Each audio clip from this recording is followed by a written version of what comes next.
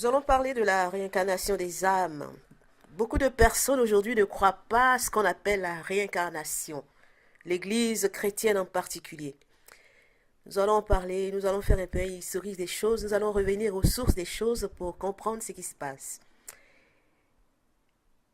Pour parler de l'Église, nous allons parler de Origène, qui a existé en 1885 et 254 de notre ère.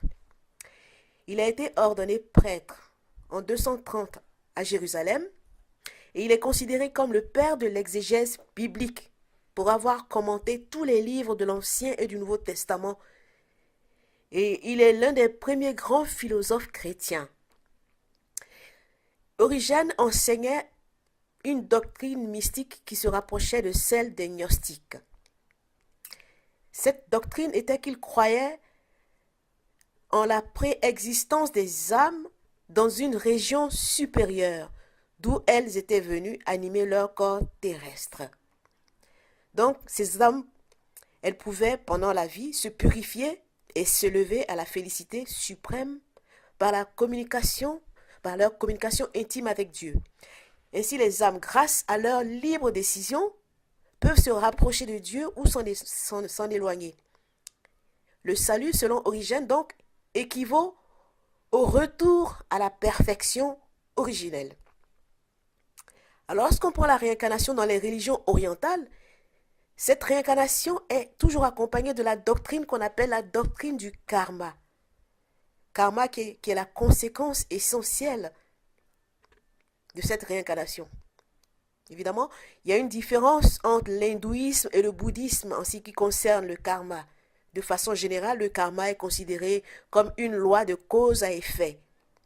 Une loi selon laquelle les conséquences d'une action physique ou d'une action psychique de l'homme mûrissent dans le temps et atteignent, évidemment, et rattrapent l'auteur des actes qui ont été posés.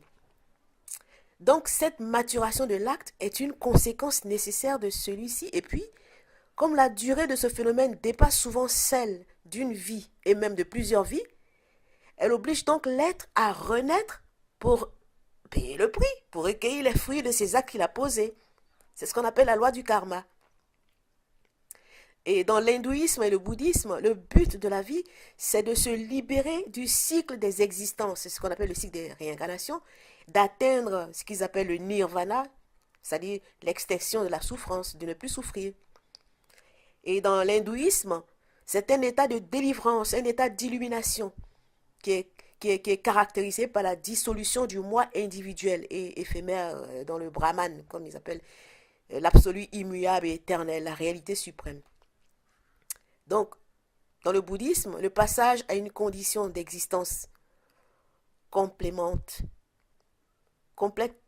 différent, évidemment, difficilement descriptible, mais caractérisé essentiellement par l'absence de la souffrance, de naissance, de devenir, de changement et de disparition. Donc, il faut comprendre que dans les religions orientales, les doctrines du karma et de la réincarnation sont parfaitement liés ensemble et que le but de l'homme est de se soustraire de la loi du karma et ainsi de se soustraire des cycles des existences, c'est-à-dire des cycles de la réincarnation.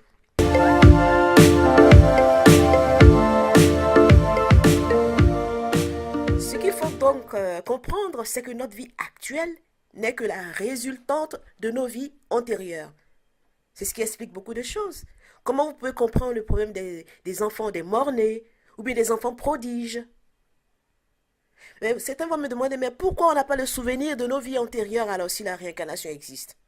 Évidemment, imaginez une personne comme Néron qui a tué les chrétiens, ou Caligula, ou Attila, ou une personne comme Hitler qui a fait des milliers de morts, ou Staline, et combien d'autres personnes qui ont fait des actes atroces sur la terre.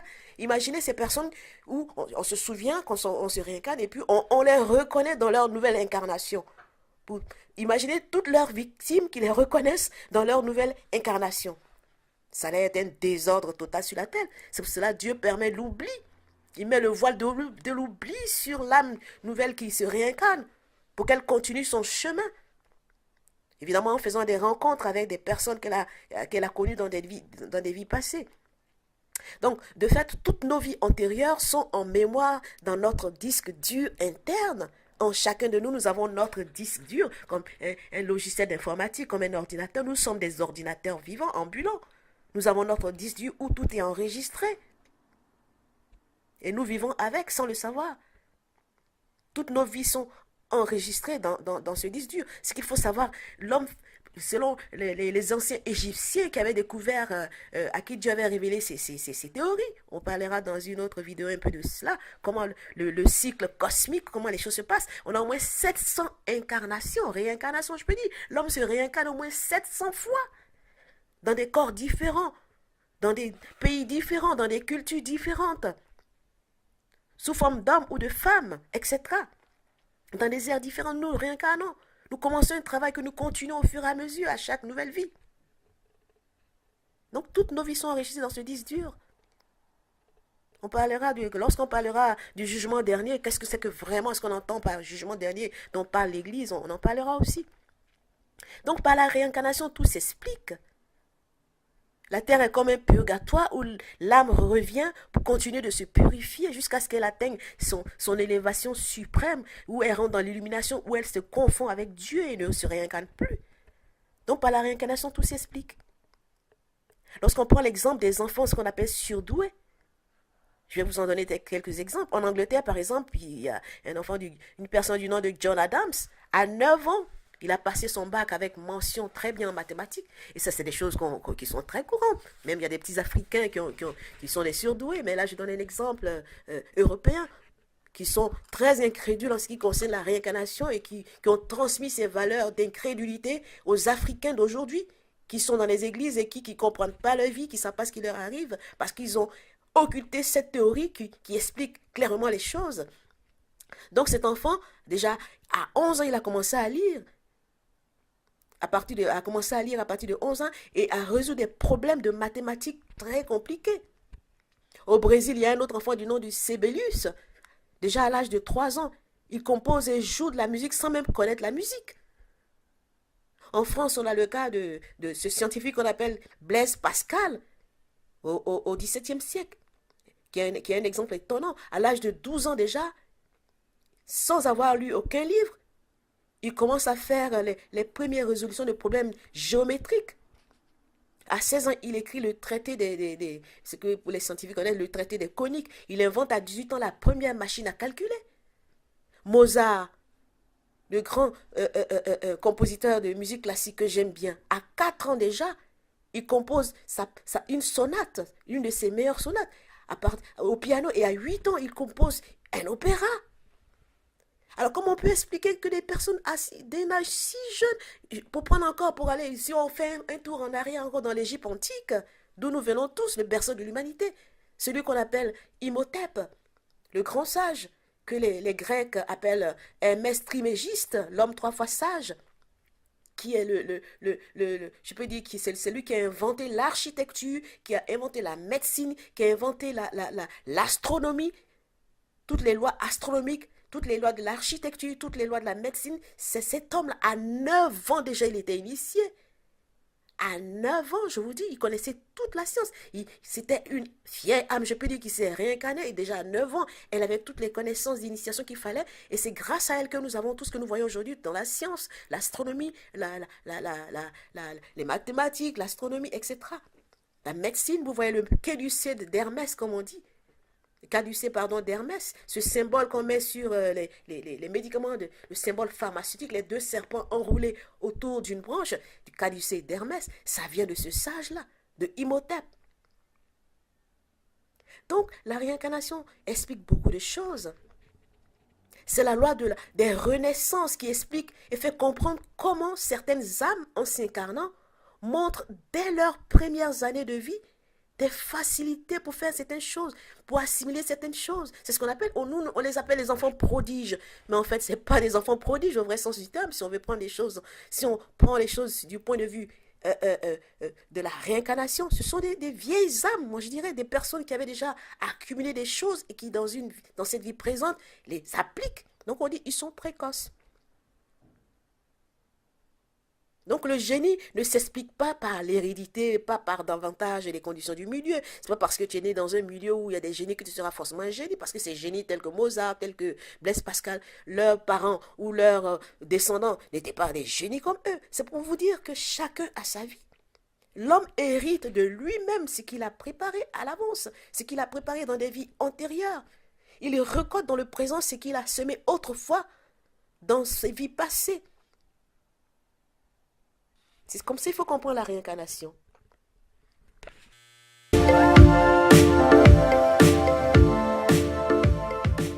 On va voir comment le Nouveau Testament a été manipulé au point où on a ôté tout ce qui concerne la réincarnation dans la Bible. Si bien que les chrétiens aujourd'hui sont fades, ils sont vides, ils ne comprennent pas pourquoi des choses leur arrivent. Ils sont dans l'église pendant des siècles, ils ne voient aucune évolution de leur vie. Qu'est-ce qui s'est passé?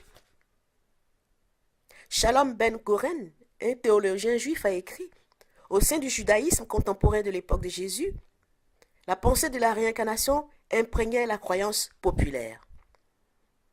C'est ainsi que parmi le peuple, certains pensaient que Jésus était l'un des anciens prophètes ressuscités. Donc, l'Église qui était en train de voir le jour commença à la fin du IIe siècle à sélectionner certains textes. Et ce n'est qu'à la fin du IVe siècle que ce processus de sélection touche à sa fin. Qu'est-ce qui se passe? En 383, de notre ère, Saint Jérôme, qui a vécu entre 345 et 420, reçoit l'ordre du pape Damas d'écrire une version de la Bible unifiée et en latin. Et c'est ainsi qu'est née ce qu'on appelle la Vulgate, la Bible latine, qui va donner après la Bible grecque et puis ensuite la Bible française, etc., que nous avons aujourd'hui. Mais les textes dont Jérôme disposait pour ce travail, ils étaient loin d'être homogènes, les textes sur lesquels Jérôme devait travailler. Et à l'heure actuelle, on connaît 4860 versions grecques du Nouveau Testament parce que le latin a été traduit en grec. Donc on a 4860 versions grecques du Nouveau Testament dont aucun texte ne concorde avec un autre. Les théologiens ont répertorié jusqu'à ce jour environ 100 000 versions différentes de la Bible. Et Saint Jérôme, qui au cours de son travail a modifié environ 3500 passages des évangiles, écrit ce qui suit au pape. Voici ce qu'il dit, il écrit au pape. En effet, quel est l'homme qui, etc., ne se réécrit aussitôt et ne me traite de faussaire, de sacrilège, dont l'audace impie n'a point reculé devant des ajouts, des changements et des corrections à des textes consacrés par le temps. Voici ce qu'il dit lui-même.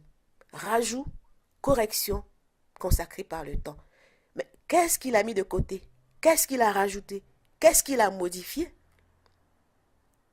En premier lieu, il a modifié la connaissance de la réincarnation. Il savait que la réincarnation faisait partie de l'enseignement du christianisme des origines. Puisque au temps d'Origène, à cause de la reine Théodora, on menaçait les chrétiens. Donc la première des choses qu'il a fait, c'est on menaçait ceux qui croyaient à la réincarnation. La première des choses que il a fait, Saint Jérôme, c'est lui qu'on appelle Saint Jérôme, il a enlevé tout ce qui concerne la réincarnation dans la Bible. La connaissance de la réincarnation. Il savait que la réincarnation faisait partie de l'enseignement du christianisme des origines et il l'a enlevé. Et dans une lettre, il écrit que selon l'enseignement d'Origène, l'âme de l'homme change de corps.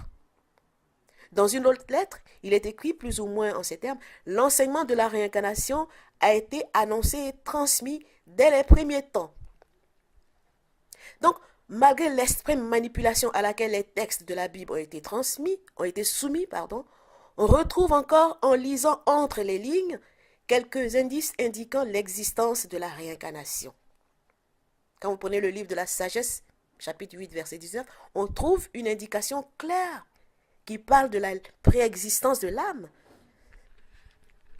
Salomon, l'auteur de cette partie de la Bible, dit de sa propre personne: j'étais un enfant doué, J'avais reçu une âme bonne, ou plutôt, parce que j'étais bon, j'étais entré dans un corps pur. Ça, c'est Salomon qui parle de lui-même. Donc, il s'est réincarné dans un corps pur parce qu'il était bon. C'est ça, on relate toutes les prouesses qu'il a fait. Il était sage, etc. Donc, le Nouveau Testament donne également des indications sur la réincarnation.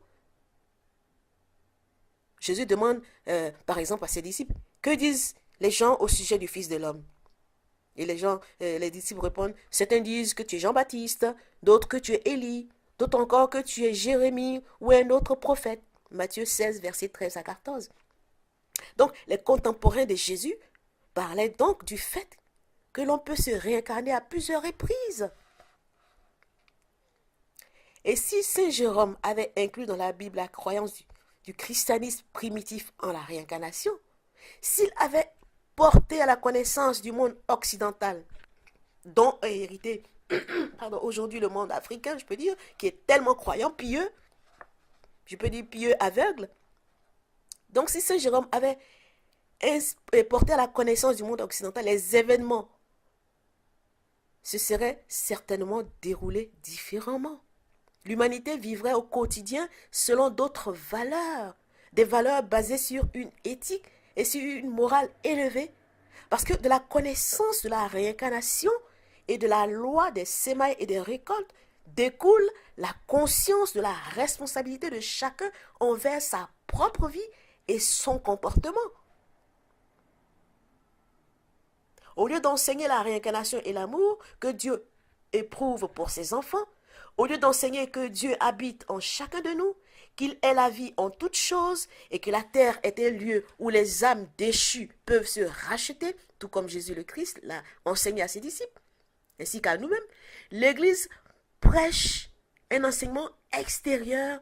L'Église prêche la damnation éternelle, ce qui est totalement faux, ce qui est totalement malsain. Et beaucoup de chrétiens aujourd'hui se basent sur le passage qui dit il est réservé aux hommes de mourir une fois, après quoi vient le jugement, sans même savoir de quoi ils parlent. Ce jugement dont ils parlent, ils ne savent même pas ce que c'est. On fera une vidéo qui concerne ce jugement. Comment ça se passe? L'homme se réincarne au moins 700 fois avant d'atteindre son illumination. Ce n'est pas en une vie, vous mourrez demain, vous êtes justifié. Non, non, non. Jésus-Christ est venu nous apporter la parole afin d'éveiller notre conscience à cette vérité pour que nous puissions faire notre travail spirituel intérieur. Pour pouvoir élever notre âme. Il dit, il y a plusieurs demeures dans la maison de mon Père. Il y a 22 planètes en plus de la Terre. Il y a des galaxies, au moins 12 galaxies solaires. Donc, quand on évolue, on va sur d'autres planètes, on va dans d'autres dimensions. Et ce n'est pas avec la vie médiocre que les gens vivent sur la terre. Bien qu'ils se disent chrétiens dans les églises, ils vont, ils dansent, ils chantent, mais ils ne font pas un travail profond pour purifier leur âme. La pensée juste, la parole juste, l'action juste, qui sont les trois credos de la loi divine pour pouvoir aller de l'avant. Donc la réincarnation existe bel et bien. Et il est temps de porter un regard sur cette science. Les Occidentaux, ils s'en moquent. Mais la réincarnation existe. Il faut en être conscient.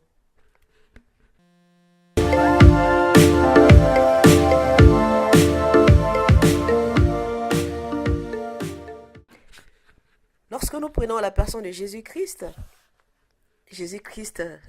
certaines personnes, certains chrétiens sont choqués quand on dit Jésus était un grand maître, etc. Mais c'est vrai. Jésus-Christ, il a vécu dans des civilisations passées, 30 000 ans avant notre ère. Dans les petites civilisations de la Lémurie, il s'appelait Sananda. Son nom en Lémurie, c'était Sananda. C'était un grand maître. Dans les civilisations de l'Atlantide, il s'appelait Sohalia. Et dans notre temps présent, à l'ère du poisson, il s'appelait Jésus, le Christ, Yeshua, Hamashiach, selon la tradition hébreu. Et dans cette ère encore, le même Jésus, il était Élie, il était Jacob, il était Élie, Élisée, etc. Donc, il y a des réincarnations. C'est tellement complexe le phénomène de la réincarnation. Lorsqu'on voit dans le Nouveau Testament, le disciple Thomas, disciple de Jésus, mais c'était un frère, c'est une réincarnation de Thomas. On a Ésaü, Jacob et Ésaü qui se réincarnent. Jésus et puis Thomas. Donc, ce sont des frères jumeaux qui, dans une autre vie, il devient le disciple de son frère, etc. Il y a beaucoup d'exemples. La veuve de Sarepta dans la Bible, qui se réincarne en Marie, en Marthe, pardon, et Marthe et Marie, qui sont les sœurs de Lazare. Lazare, qui est une autre réincarnation d'une autre personne. Je ferai une vidéo où je vais faire ces correspondances prochainement. C'est pour vous dire que la réincarnation existe dans nos traditions africaines. Lorsqu'un enfant naît, et cela descend de l'Égypte antique, les parents vont consulter les sages, vont consulter ce que d'autres personnes appellent les devins, les prophètes, les voyants, pour savoir qui est revenu. On dit, il est parti, il est revenu. En Afrique, on ne dit pas, telle personne, on dit, qui est revenu? Pour prendre ma propre famille, ma mère a fait des jumeaux. Un de mes frères jumeaux, c'est la réincarnation d'un oncle de ma mère qui avait été assassiné. On lui avait bousillé le crâne, et quand mon frère est né, quand cet homme est revenu, s'est réincarné dans le ventre de ma mère, avec une de mes sœurs de jumelles, mais il a des problèmes à la tête, cet enfant. Ce frère en question n'a jamais pu faire des études parce que son intelligence n'est pas, voilà, les normes ne sont pas réunies. Parce que il est revenu avec cette séquelle de crâne brisé qu'il a connue, qui a causé sa mort. Il est revenu avec cette séquelle.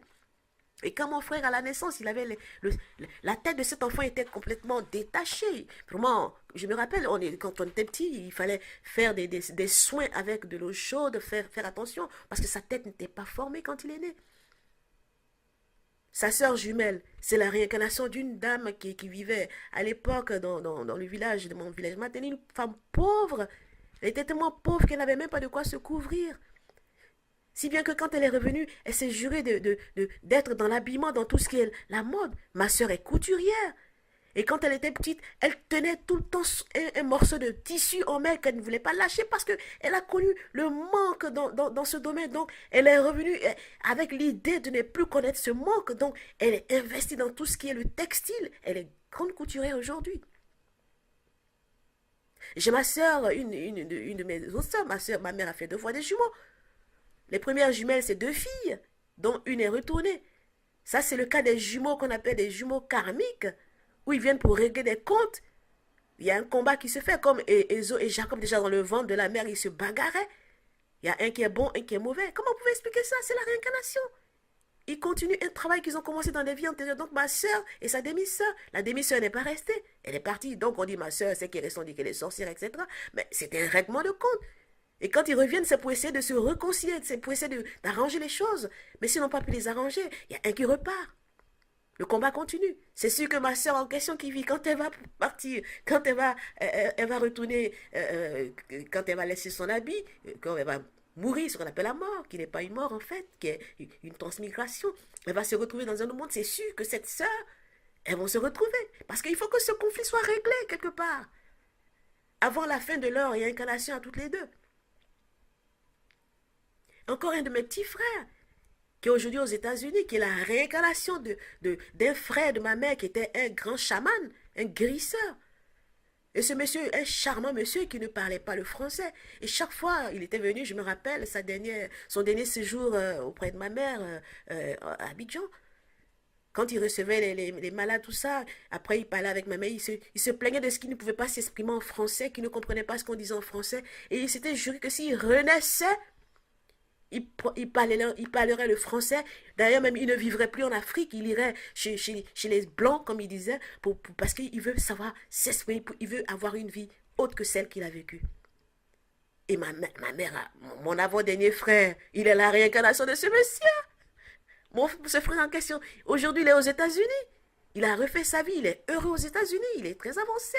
Il a une sagesse. Souvent, quand je parle avec lui, je me demande, il n'est pas religieux comme d'autres personnes de la famille qui sont tout le temps fourrées à l'église, mais il a un raisonnement tellement sage dans la résolution des conflits dans la famille.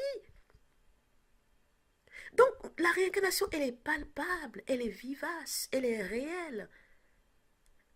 Peuple africain, revenez à vos sources. Je m'adresse à vous particulièrement. Les Occidentaux nous ont aveuglés. La civilisation vient de l'Égypte antique, de l'Éthiopie, où tout a commencé. C'est là-bas que la spiritualité vraie a commencé. Et l'être humain, l'être occidental a dévié cette spiritualité. Même l'homme africain, au long des siècles aussi, à un certain moment, il a aussi dévié cette spiritualité au point où on a tout diabolisé.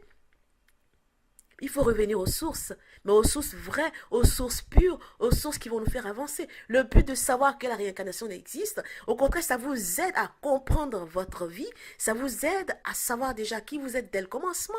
Il y a des personnes qui ne croient même pas en l'astrologie, en la numérologie. Pour eux, ce sont des sciences démoniaques. Mais c'est du n'importe quoi. Ce sont des sciences divines. Dieu est mathématique. Dieu est science. C'est grâce à la science que nous vivons. Nous ne sommes plus au temps où il faut croire, juste croire. Ouais, on a dit donc je crois. Non, nous sommes au temps de la démonstration des choses pour bien comprendre ce qu'on fait et le faire en conscience.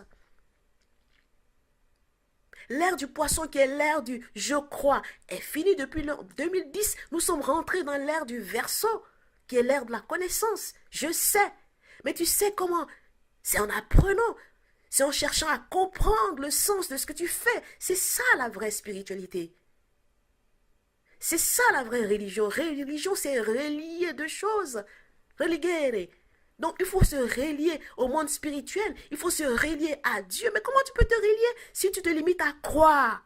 Il faut dépasser le stade de la croyance, mais passer au stade de l'expérimentation, au stade de la compréhension profonde des actes que nous posons, des pratiques que nous avons dans notre système d'adoration actuel. C'est ainsi qu'on pourrait évoluer.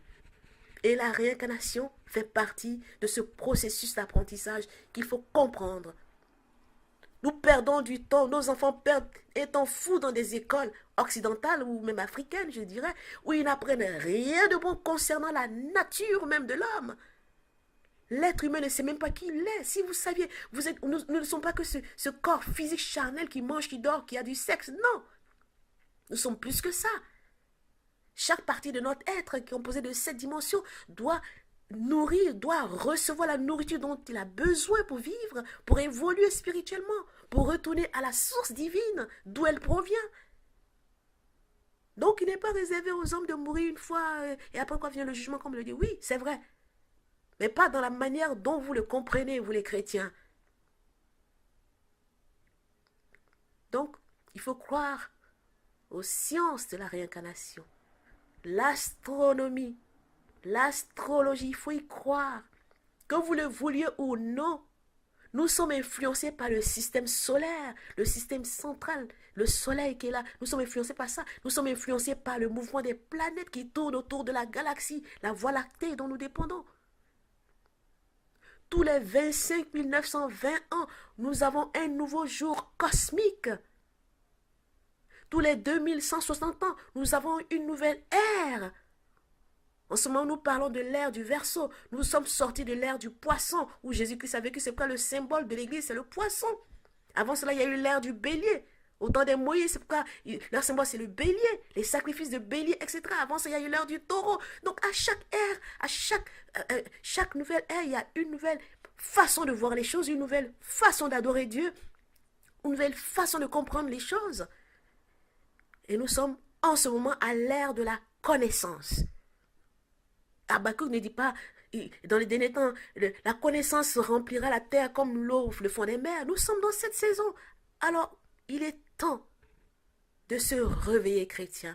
Il est temps d'ouvrir les yeux et chercher de lumière. Il est temps de vous comprendre, de vous connaître pour mieux prendre le chemin qui correspond à votre âme, à votre chemin d'âme, à votre niveau de conscience. Parce que nous avons, la conscience, il y a au moins 7 niveaux au niveau de la conscience qu'il faut travailler. Si vous êtes encore au niveau 1, et vous voyez quelqu'un qui est au niveau 4 ou au niveau 5 à faire des choses, ne le jugez pas. C'est quoi Jésus-Christ pouvait dire? Ne jugez pas. Ôte la paille qui est dans ton œil et ne vois pas la poutre qui est dans l'œil de ton... ôte la poutre qui est dans ton œil et ne vois pas la paille qui est dans l'œil de ton prochain. Aujourd'hui, on dit, les personnes, par exemple, qui font les sorties astrales dans le corps astral, on dit c'est des sorciers. Ou bien ceux qui voient des choses, on dit c'est des sorcières qui ont la vision, le troisième œil ouvert. Je me rappelle une de mes sœurs jumelles, et quand elle était jeune, elle avait le troisième œil ouvert, elle voyait des choses dans le monde spirituel. Bon, évidemment, c'était des choses, comme elle n'était pas encore, elle était encore trop jeune, donc elle avait peur, on a dû lui fermer l'œil, le troisième œil. Mais avec l'âge, je crois que c'est rouvert. Ma mère, elle a le troisième œil ouvert, c'est ce qu'on appelle, j'ai une vision, tu es là tout à l'heure, comme un écran de télé devant ta face, tu vois des choses et que l'autre qui est à côté ne voit pas. Mais c'est le troisième œil qui est entre les deux sourcils qui est ouvert. C'est une faculté de l'esprit pour te permettre de voir dans le monde spirituel, pour savoir comment gérer les choses. La finalité de l'homme, plus tu évolues, il faut pouvoir sortir de son corps pour aller dans les autres dimensions, pour savoir ce qui se passe, pour avoir des révélations à revenir. Mais cela ne se fait pas de force, ça se fait naturellement. Ce n'est pas le travail spirituel qu'on fait, pouf, naturellement ça se fait. Alors, ce n'est plus la sorcellerie comme certains le penseraient, non. C'est des choses normales. Alors, vous qui lisez la Bible, si vous saviez les secrets qui sont codés dans la Bible, vous n'allez pas tout prendre au premier degré. Si vous saviez que la Bible que vous lisez, non seulement elle a été pervertie, mais ce qui est resté a été aussi perverti. Et en plus, la Bible même vient de l'Égypte antique. Tous les rites chrétiens qu'on fait, la Sainte Seine, le baptême, toutes ces choses, ce sont des choses qui viennent de l'Égypte antique. Alors, quand vous dites telle personne, oh là, c'est la sorcellerie, ça, mais vous n'avez rien compris. C'est le moment d'ouvrir les yeux, oh, réveillez-vous. Donc, la réincarnation existe bel et bien.